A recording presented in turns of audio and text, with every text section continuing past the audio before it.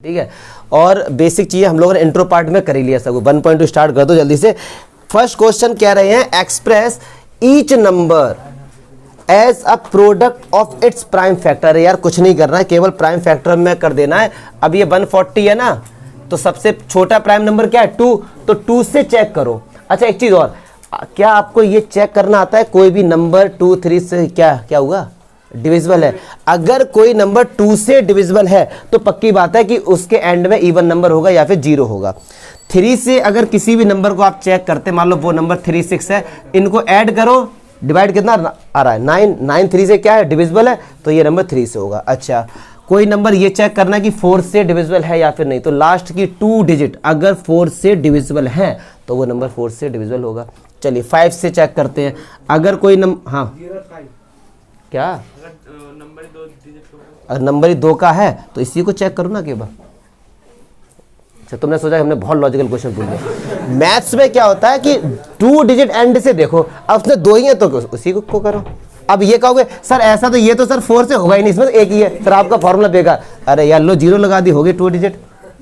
अगर कंसीडर करना वैसे 0 को ऐसे में इसको 1 डिजिट ही माना जाएगा, कायदे में देखा है। ठीक है चलिए 5 वाला क्या एंड में 0 हो या 5 हो। 6 वाला क्या है, अगर कोई वो नंबर 2 से भी डिविजिबल है और 3 से भी है तो वो पूरा नंबर 6 से क्या हो जाएगा डिविजिबल हो जाएगा। 7 का थोड़ा सा अलग है, कहते हैं लास्ट में जो भी नंबर है उसका डबल कर दो।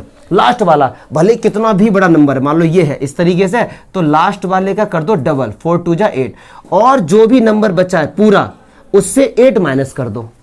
फिर जो भी आंसर आएगा, सॉरी बोलते हैं, फिर जो भी आंसर आएगा अगर वो 7 से डिविजिबल है तो पूरा नंबर 7 से डिविजिबल होगा। मतलब क्या हुआ, मैं छोटा सा नंबर लेके आपको समझाता। 49 है, 9 का कर दो डबल, कितना हुआ 18। अब 4 में से 18 माइनस करो, माइनस का 14, तो माइनस के 14 क्या 7 से डिविजिबल है? पक्की बात है ना, तो ये पूरा नंबर 7 से क्या होगा डिविजिबल हो जाएगा। चमका, माइनस प्लस से तो कोई टेंशन वाली बात नहीं ना। चलिए 8 पे आ जाओ।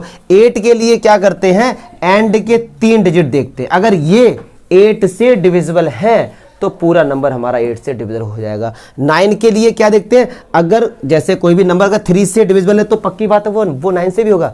एम आई राइट? पक्की बात है ना, कोई भी नंबर अगर 3 से डिविजिबल है तो वो 9 से भी होगा, या फिर उसकी डिजिट का सम 9 से डिविजिबल है तो वो 9 से डिविजिबल होगा। 10 वाला जिसके एंड में 0 आ जाए वो 10 से क्या होगा डिविजिबल होगा। 11 वाला देखो, कोई सा भी नंबर अगर मैंने ये ले लिया और चेक करो कि ये 11 से डिविजिबल है या फिर नहीं है, तो इनको ऐड कर दो अलग, 6 + 4 + 1, और इनको ऐड कर दो जो बचे अब 8 8 16 18, और माइनस कर दो, कितना आया माइनस का 7। क्या माइनस का 7 11 से डिविजिबल है? नहीं है, तो ये पूरा नंबर 11 से डिविजिबल नहीं होगा। अगर यहाँ 0 आता तो आंसर यस होता, ना होता तो भी यस होता, क्योंकि 0 तो हर किसी नंबर से यार कट जाएगा। ठीक है, तो जल्दी से चेक करने के तरीके 11 तक ही कर लो, शायद मुझे 11 तक ही आते हैं, क्योंकि ये छोटी वाली बात है, इससे काम हो जाएगा तुम्हारा। अब इसी के फैक्टर कर लेंगे 2, फिर ये कितना हो गया 70, फिर 2 से किया तो कितना हो गया 35, फिर किससे किया 2 से तो जाएगा नहीं, अब 3 से चेक करो, 5 और 3 8, 3 से भैया डिविजिबल नहीं है, 4 से भी नहीं है, 5 से है, हाँ जी बिल्कुल है। अब 5 देखो, प्राइम नंबर स्टॉप कर दो वहीं पे, जैसे ही एंड में प्राइम नंबर आ जाए डिविजिबल स्टॉप कर दो। क्यों? क्योंकि प्राइम नंबर के फैक्टर कहाँ होते हैं, फिर बात समझ आ रही है? तो पहला क्वेश्चन तो ऐसे हो जाएगा। ठीक है, इसे हटा भैया जरा आके, जरा प्रदीप हटा दे यार। चलो देखते हैं। अच्छा, find the LCM and HCF of the following pair of integer, verify. अच्छा इसको वेरीफाई भी करना। चलो अच्छा, 26 और 91 का एलसीएम निकालो, एचसीएफ निकालो और वेरीफाई भी करते हैं। चलो बच्चे, 2 से कट किया 13, अब 13 तो हमारा प्राइम नंबर, यहीं पे स्टॉप हो जाओ। अब 91 है यार, पढ़े लिखे आदमी हो, 13 7 91, क्योंकि 13 भी प्राइम है ये भी प्राइम है, पक्की बात है, कटेगा ही नहीं किसी से 91, 2 से भी नहीं, 3 से भी नहीं, किसी से नहीं, सीधे 7 से जाके कटेगा। चलो अब चेक करते हैं। जैसे 7 वाली जो मैंने खासियत बताई थी, क्या बताई थी, जो एंड में है इसका कर दो डबल, तो 1 का डबल कितना हुआ 2, और 9 से कर दो माइनस, कितना आया, तो 7 से डिविजिबल है, तो इसका मतलब ये नंबर 7 से क्या हो जाएगा चस्पम का। चलो अब एलसीएम निकालते हैं। एलसीएम और पहले एचसीएम निकालो। तो एचसीएम में क्या होता है, जो कॉमन होता है, कॉमन कितना आ गया 13। मतलब क्या हुआ 13 सबसे बड़ा, कुछ नहीं कह रहा कुछ नहीं। 13 सबसे बड़ा number, highest common factor, highest common factor सबसे बड़ा फैक्टर है जो इन दोनों को डिवाइड कर देगा। इन दोनों को हो सकता है और भी नंबर डिवाइड कर दें, लेकिन 13 है जो सबसे बड़ा होगा। एलसीएम, एलसीएम देखते हैं, जिसके पेयर बन गए, मैंने कल भी बताया था, एक हो जाते हैं, एक दिल एक जान, ये 2 और ये 7, ठीक है जी। अब ये हो गया, ये एलसीएम आ गया, जिसके पेयर बन गए वो तो सिंगल हो गए और इनको ऐसे ही लिख दो। चलिए अच्छा, अब यार इसका मल्टीप्लाई 13 13 169, 169 में 13 ऐड किया 182, तो ये आ गया हमारा। क्लियर है, ये एलसीएम आ गया हमारा, ये एचसीएफ आ गया। चमका, मतलब एलसीएम की फुल फॉर्म होती है लीस्ट कॉमन मल्टीपल। मतलब क्या हुआ इसका, है गलत है, ओहो मैं तो बड़ा कॉन्फिडेंटली गलत कर दिया। देखा क्या, जल्दी बता। 170 क्या सही है? यार ऐसे मजे ले रहे हो तुम लोग, ले सकते हो, हक कह लेंगे, ऐसे ना लो कि गलत चीज पे तो सही चीज को भी। चलो ठीक है। अच्छा, ये 182 का मतलब क्या हुआ? 182 सबसे छोटा नंबर है। किस केस में? किस केस में? जो इन दोनों से डिवाइड हो जाएगा, सबसे छोटा नंबर है। इन दोनों से और भी नंबर डिवाइड होंगे, लेकिन ये सबसे छोटा, इसीलिए क्या बोलते हैं, लीस्ट कॉमन मल्टीपल। इसके जो सबसे छोटे मल्टीपल है वो यही है, इन्हीं से डिवाइड हो जाएगा ये। अच्छा, मल्टीपल और डिवाइड में अंतर नहीं होता है। मैंने कहा 26 is a multiple of this, मतलब 26 का इसमें डिवाइड पूरा पूरा जाएगा। यस और नो, कंप्लीट। क्या बात है, पूरे को उन्होंने इंग्लिश में कन्वर्ट कर दिया। 91 का भी इसमें पूरा पूरा जाएगा। पक्की बात है, ठीक है सर। ये एलसीएम आ गया और ये एचसीएफ आ गया। कह रहे हैं इसको वेरीफाई भी करो। तो फॉर्मूला क्या होता था कि एलसीएम किसी नंबर का निकाला और एचसीएफ निकाला और उन्हीं नंबर का क्या किया, मल्टीप्लाई कर दिया। तो नंबर क्या है, 26 और 91। इसका एलसीएम कितना है, 13, और ये कितना, 182। तो पक्की बात है ये बराबर आ रहे होंगे, देख लो करके, ठीक है। मल्टीप्लाई खुद से करते रहना, पक्की बात है। ये वेरीफाई भी हो गया। चमका। चलिए अब मैं इसका एक ही पार्ट करूंगा, उम्मीद मत करना ज़्यादा की। चलिए अच्छा, थर्ड क्वेश्चन। थर्ड में 3 नंबर है, 12 15 21, 12 15 21। कह रहे हैं इसके प्राइम फैक्टर करो, एचसीएफ एलसीएम निकालो। और एक चीज देखो, इसमें इन्होंने ये नहीं बोला है वेरीफाई करो, क्यों, 3 के लिए ये रूल अप्लाई नहीं होता है, ठीक है ना, याद रखना। तो चलिए 12 के फैक्टर करते हो, क्या होगा, 2 × 2 × 3, 15 के करो यार 3 × 5, 21 के करो 3 × 7। पक्की बात है। चलो एचसीएफ निकालते हैं पहले इसका, एचसीएफ। तो जो अब एचसीएफ निकालेंगे जो तीनों में कॉमन हो, तो तीनों में 3 ही तो है केवल, तो इसका एचसीएफ कितना आ गया, 3, ठीक है। अरे क्या हुआ, नहीं शॉकिंग ना। एलसीएम, एलसीएम क्या, जो कॉमन है उसको तो एक ही बार लिख दो और बाकी सबको लिख दो जो ही बचे। 2 × 2 5 × 7। क्या हुआ, कुछ तो। अच्छा पहले सोच रहे होगे, पहले 2, हाँ मल्टीप्लाई हम करें, अच्छा ठीक है, हाँ मल्टीप्लाई सीखो आगे। हटाओ इसे, हटाओ आगे जल्दी। चलो क्वेश्चन नंबर 4 देखो यार। क्वेश्चन 4 क्या करे योगेश, देख ले यार। अरे यार वो गिर गया, क्या उठाना जरा। कह रहे गिवन दैट ये एचसीएफ ऑफ इन 2 नंबर का ना एचसीएफ दिया गया है 9। कह रहे इन दोनों नंबर का एलसीएम फाइंड करो, इन्हीं दोनों नंबर को। तो यार हमने एक पढ़ा है कि नहीं भी 2 नंबर का अगर मल्टीप्लाई करते हैं तो उन्हीं के एचसीएफ और एलसीएम के इक्वल आता है। पक्की बात है।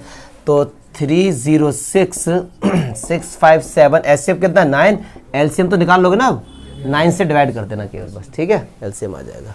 5th क्वेश्चन कह रहे चेक वेदर 6n। देखो अब ये वही वाला क्वेश्चन आ गया जो एग्जाम्पल 5 की तरह था। थोड़ी बहुत इंग्लिश अच्छी होनी चाहिए। कैसे करेंगे सुनो जरा।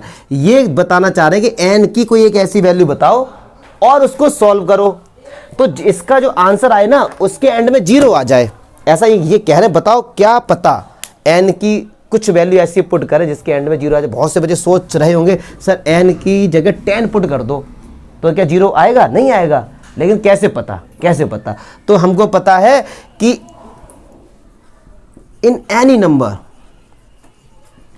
If 0 is a last, 0 is a ones digit या यूनिट डिजिट, कौन सी है, वंस है और यूनिट है। सो 2 and 5 will be multiple of that number, yes और नो।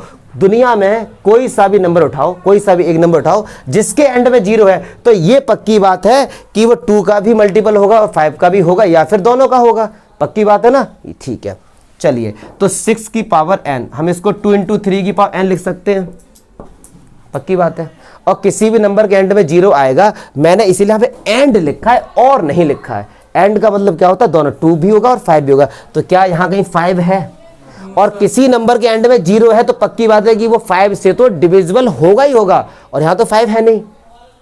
और आपको ये भी पता है कि जो फंडामेंटल थ्योरम ऑफ अर्थमेटिक की जो यूनिकनेस है ना, वो ये कहती है कि 6 के इसके अलावा और कोई फैक्टर हो नहीं सकते। इंट्रो पार्ट देख लो इसका, ठीक है, कि इसके फैक्टर हो नहीं सकते। तो 5 नहीं, हमको मिलेगा ही नहीं 5, पक्की बात है। तो अगर 5 यहाँ पे नहीं मिलेगा तो इसका मतलब there is no value of n, so ones digit will be 0। Clear है? ये थोड़ा झमेला जो आपको लिख के आना है, इसका जरूर यूज करना। फंडामेंटल थ्योरम ऑफ यूनिकनेस क्या बोलती है, और ये लाइन, इसके मार्क्स होते हैं, बाकी तो सब टीचर समझी जाते हैं। बहुत से बच्चे रट्टा मारते हैं, इसका रट्टा मत मारो, समझो इस चीज को। 2 भी होना चाहिए और 5 भी, तो 2 तो मिल गया, क्या 5 मिला हमको? नहीं मिला ना, तो इसका मतलब पक्की बात है कि इसके एंड में कहीं पर भी 0 नहीं होगा, इसीलिए 5 नहीं मिला। अगर किसी भी नंबर में 5 मल्टीपल में नहीं है तो पक्की बात है उसका 5 में डिवाइड नहीं जाएगा ना, ठीक है। तो ये थोड़ी सी थ्योरी है, उसके लिख देना है। हाँ, 5 ही आगे 0 नहीं आया, 5 के साथ 2 भी तो मिलना चाहिए, ठीक है, वो बात भी सही है, देखा। चलिए, क्वेश्चन नंबर 6 है, पंकज आया ना, मैं ही हटा देता हूँ। क्वेश्चन नंबर जो 6 है, हर साल लगभग मिल जाता है, और इसको देखो कैसे करेंगे, हैं? देखते हैं।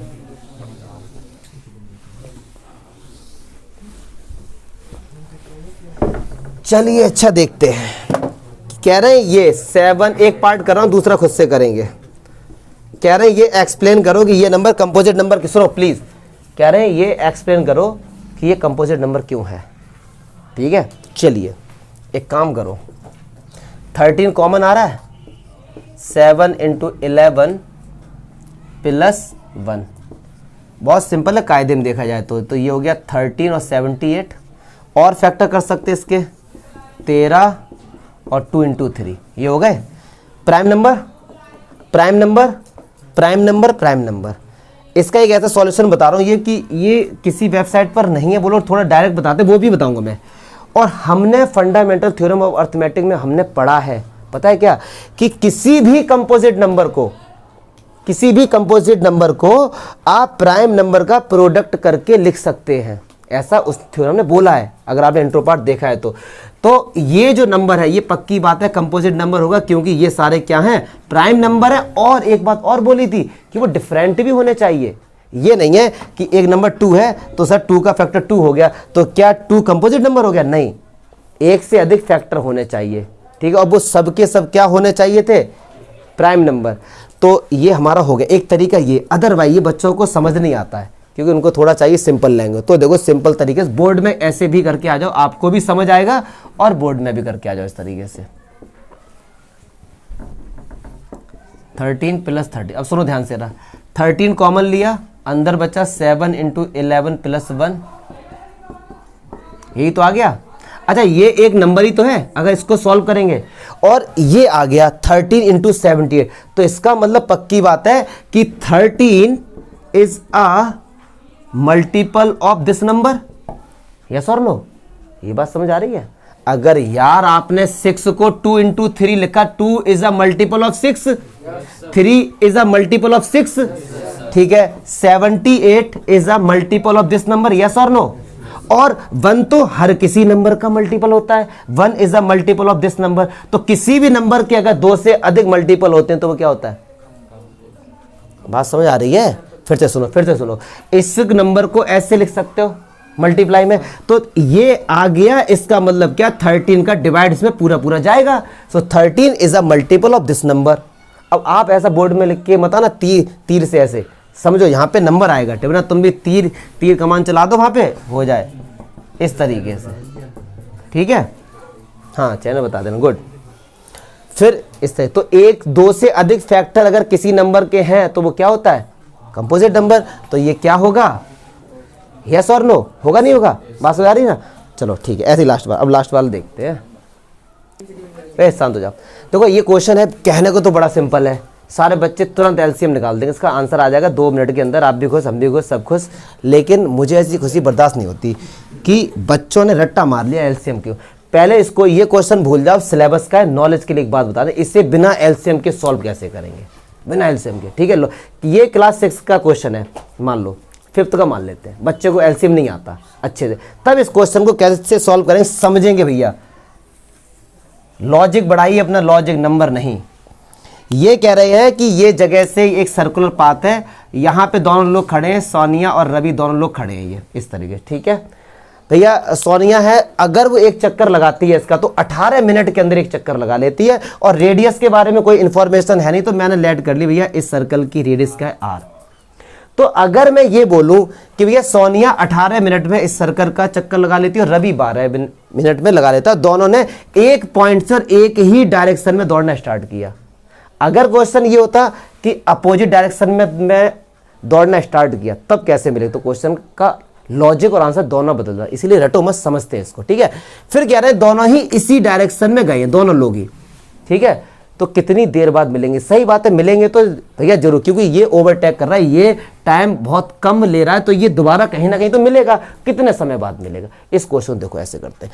रवि ने क्या किया है, 12 मिनट में एक चक्कर लगा दिया। अगर मैं इस चीज को देसी लैंग्वेज में ये लिखूं कि रवि ने 12 मिनट में एक चक्कर लगा दिया, मतलब रवि ने 12 मिनट में 2πr डिस्टेंस कवर कर दिया। चक्कर लगाने का मतलब क्या, सर्कमफेरेंस, यस और नो, पक्की बात है। सोनिया जी थोड़ी रह गई पीछे, कोई बात नहीं, हो जाता है, हर किसी का दिन होता है, उसे नहीं होगा। इसने 18 मिनट में 2πr डिस्टेंस कवर कर दिया, पक्की बात है। तो अब ये पता कर लो, ये तो 12 मिनट में दौड़ के वापस यहां पे आ गया, कौन, रवि। अब ये पता कर लो कि 12 मिनट बाद सोनिया कहां पर होंगी। चलो सोनिया का पता करते हैं। तो 12 मिनट बाद सोनिया जी कहां पर होंगी, 12 का मल्टीप्लाई 2πr के साथ 18 से डिवाइड, ऐसे ही तो पढ़े छोटी क्लासेस में यार। तो 6 2 जा 12, 6 3 जा 80, मतलब 4πr3। 12 मिनट बाद सोनिया मान लो यहां पर आ गई, यहां पे 12 मिनट बाद, तो सोनिया ने कितना डिस्टेंस कवर किया 12 मिनट में, इतना, यस और नो। मैं जानबूझ के क्वेश्चन को टफ कर रहा हूं, नंबर वाली बात आएगी, सीधे एलसीएम ले दो, आपको 2-3 नंबर मिल जाएंगे। ठीक है, होशियार बच्चे इसको समझें, लेकिन इसमें लॉजिक है। तो 12 मिनट में सोनिया जी ने इतना डिस्टेंस कवर किया और 12 मिनट में रवि ने इतना डिस्टेंस कवर किया। अब मैं कहूं कि रवि और सोनिया के बीच में बताओ कितना डिस्टेंस है। ठीक है, तो क्या आप ऐसे नहीं निकालेंगे, 2πr माइनस 4πr/3। मैंने कहा आप भैया 18 किलोमीटर आगे चलते चलते दूसरा बंदा यहां पे आया 12 किलोमीटर, कितना अंतर है, माइनस करेंगे। तो रवि ने तो 2πr घूम के यहां पे आ गया, सोनिया यहां पे, कि ये अंतर कितना है, माइनस ही तो करोगे, तो करो माइनस। अच्छा भैया 3 2 जा 6, तो ये कितना आएगा 2πr/3। कितना अंतर है 2πr/3 का, यस और नो। 12 मिनट में ये अंतर कितने का है, 12 मिनट का, क्योंकि 12 मिनट ही तो रेस स्टार्ट हुए हैं, अभी टाइम 0 है। 12 मिनट में इन दोनों में कितना अंतर है, 2πr/3। बात समझ आ रही है, 12 मिनट में इन दोनों में कितना अंतर है, 2πr/3। बात समझ आ रही है, यस और नो। फिर ऐसे ही मैं आपसे पूछूं कि 24 मिनट में बताओ कितना अंतर होगा, 24 मिनट बाद और 36 मिनट बाद, या इससे तो अब समझेंगे क्वेश्चन आगे। 12 मिनट बाद दोनों लोगों के डिस्टेंस में इतना अंतर है। बात समझ आ रही है। तो आपने एक चीज नोट की, 2πr/3 मतलब 2πr तो टोटल डिस्टेंस है, /3 मतलब 3 पार्ट्स में इसको डिवाइड कर दिया। कितने पार्ट में, इस पूरे सर्कल को 3 पार्ट में। तो स्टार्टिंग के 12 मिनट में मान लो इतने का अंतर है, अगले 12 मिनट में फिर इतने का अंतर होगा, अगले 12 मिनट में फिर इतने का अंतर होगा, तभी तो बोलो मिल जाएंगे यहाँ पे आके। इसीलिए 12 मिनट में इतने का अंतर है, तो 12 × 3, इसका आंसर कितना आ रहा है, 36 मिनट। क्यों, जैसे ही 2πr/3 में 3 का मल्टीप्लाई करेंगे तभी तो 2πr निकल के आएगा पूरा चक्कर, यस और नो। ये देसी तरीका है, कितना लेंदी लग रहा है आपको, लेकिन इसने कंसेप्ट बताया आपको। बाई चांस होता कि दोनों का अपोजिट डायरेक्शन है तो कैसे कर पाते, फिर खैर बोर्ड में नहीं आएगा आपको, इतने हार्ड क्वेश्चन नहीं देंगे आपको, लेकिन लॉजिक समझो। क्लियर है? थोड़ा बहुत तो क्लियर हुआ होगा। मैं चाहता इस चीज़ को नहीं बताता क्योंकि लेना देना नहीं नंबर से इसका कुछ भी, बट इस तरीके से क्वेश्चन हम लोग कर सकते हैं। क्लियर है? क्योंकि 12 मिनट में इतना अंतर था ना। और बोलो मिलेंगे कब? जब ये चक्कर पूरा हो जाएगा 2πr। तो 2πr/3 2πr कब होगा? जब हम 3 से मल्टीप्लाई करेंगे और 3 का इस तरफ भी करेंगे तो 12 3 36। तो 36 मिनट बाद ऐसा होगा कि वो दोबारा वहीं पे मिल जाएगा। क्लियर है? अब रही बात एलसीएम की कि सर इसमें एलसीएम क्यों? एलसीएम क्यों? तो सुनो जरा, 12 और 18 का एलसीएम आएगा 36 मिनट। ठीक है सर, एलसीएम क्यों? एलसीएम होता क्या? सुनो, एलसीएम होता क्या? ये 36 सबसे छोटा नंबर जो इसमें भी आएगा और इसमें भी आएगा डिवाइड करने पर। यस और नो? आप इसका डिवाइड करो, इसमें भी आएगा इसमें भी आएगा। अब आपसे कहा गया कि ये लोग कितने देर बाद मिलेंगे, तो अंदर से ऑटोमेटिक एक क्वेश्चन आएगा, कम से कम समय में ये लोग मिलेंगे। ऐसा तो है नहीं कि अगर क्वेश्चन ये था कि अधिक से अधिक कितने समय बाद मिलेंगे, कुछ भी ले लो, उनकी स्पीड तो कम ज़्यादा नहीं हो रही ना, उसी स्पीड से वो लोग दौड़ते रहेंगे। क्लियर है? उसी स्पीड से वो लोग दौड़ेंगे, उनकी स्पीड में कोई भी चेंजिंग नहीं होगी। इसीलिए जब भी वो लोग मिलेंगे तो उसको हम अंदर सोचेंगे कि एटलीस्ट वाला टाइम है, कि कम से कम समय में ही ये लोग मिलेंगे। अधिक से अधिक वाली बात ही नहीं, स्पीड बढ़ेगी नहीं ना ही घटेगी, वो उसी स्पीड से दौड़ते रहेंगे। तो ऑटोमेटिक बाय डिफॉल्ट एलसीएम ही हम लोग निकाल लेंगे। आ रही बात समझ में? पक्की बात है? हाँ, एलसीएम में ये होता है कि अधिक से अधिक तब होता जब स्पीड घटती या फिर बढ़ती, स्पीड तो उनकी वही रहेगी। बात समझ आ रही? स्पीड उनकी वही रहेगी। क्लियर है? तो 36 मिनट बाद ये लोग दोबारा से मिल जाएंगे। क्लियर है? आ रही बात समझ में? पक्की बात है? क्लियर है? और एक चीज़ और से भी मैं इसको समझा सकता था कि 12 मिनट बाद ये देखो, इसने 12 मिनट बाद सोनिया यहाँ पर होगी क्योंकि इसने कितना डिस्टेंस किया? 12 मिनट 2πr/3, मतलब इस सर्कल को 3 पार्ट में हमने डिवाइड कर दिया। 12 मिनट में भाई साहब तो चक्कर लगा के आ गए, सोनिया जी यहाँ पर है, समझना बात को। अगले 12 मिनट में वो फिर से उसने एक चक्कर लगा दिया, सोनिया जी यहाँ पर है। अगले 12 मिनट में फिर उसने एक चक्कर लगा दिया, तब सोनिया भी आ गई यहाँ पे। बात समझ आ रही ना? क्लियर है? अब आई समझ में? हाँ, तो देखो क्या होता है ना कि ये चीज़ें बतानी इसलिए पड़ती कि हम लोग आदत से मजबूर। मुझे ऐसा लगता है बच्चों को नॉलेज दो यार, नंबर तो एलसीएम लेना इतना झमेला क्यों होता? ठीक है ना? और ये 2πr/3 का मीनिंग है कि वो 1/3 डिस्टेंस कवर कर रही है 12 मिनट में, तो पूरा कब कर पाएगी? तभी तो कर पाएगी। ठीक है? तो एलसीएम ले दो, छोड़ो एलसीएम लो तुम। हाँ।